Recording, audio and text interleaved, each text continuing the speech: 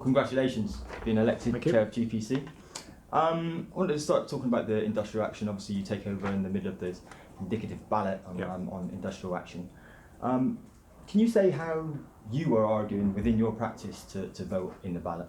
Well, I think the first thing to be clear is this is not yet a ballot on industrial action. This is actually testing the opinion of practices, and this is the direct result of the anger and the real frustration expressed at the RMC conference a few months ago, where grassroots GPs were telling us that the promises made sort of have not yet been felt at local level, and the support that's needed urgently for practices is not forthcoming. And so this is why they asked us to test the opinion of practices through this ballot as to whether they would be willing to either temporarily close their list or permanently close their list and request that of the CCG. So at the moment we are going through that process. We're not directing practices either way. We genuinely want to know what they would be prepared to do, having read the information in our FAQs, so they know what the consequences of that should they take that action. But we want to be in a position to know exactly what practices would be prepared to do before ultimately we then go to a formal ballot, should that be what practices want us to do. Okay, that's understood. Within your practice though, you're having discussions, I assume, with your partnership.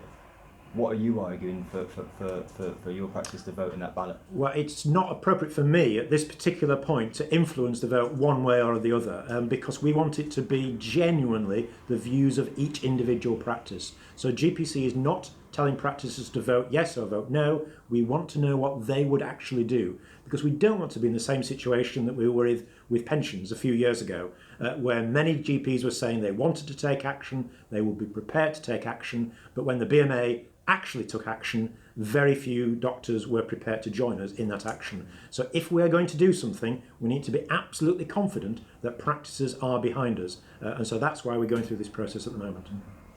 If a majority of practices vote to say that they're prepared to take action, are you prepared as GPC chair to lead the profession into industrial action? Yes, we will do what practices want us to do. That's what we're here to do. We're here to listen to what practices say, what GPs are saying, and then to take the action sort of within the law that we can actually do. And so if we did get a strong message back from practices that this is what they wanted to do, then we would then go through the necessary processes bound by trade union law to ask practices formally, about industrial action.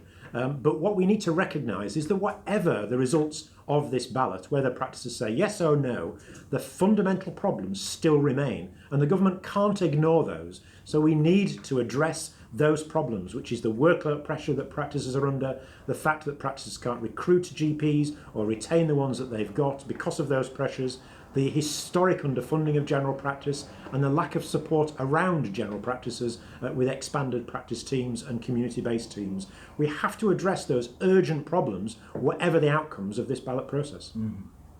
When the junior doctors took action last year, they faced, as well as kind of big support from the public and from GPs and other clinicians, they faced a lot of hostility and attacks from the media, from politicians. Are you prepared as chair of GPC? Are you prepared for that kind of onslaught that you might face? Well, that's why we've produced some frequently asked questions with the ballot information for every practice, because they need to fully understand what the consequences of this action is. And if they want to make a decision to pursue this, having read and understood the risks that they would have, then that's something that they do in full knowledge of those risks. But yes, as the BMA demonstrated in the junior doctors dispute, we are prepared to take action if our members want that action to be pursued. And if we do that, then we would do it with the utmost vigour.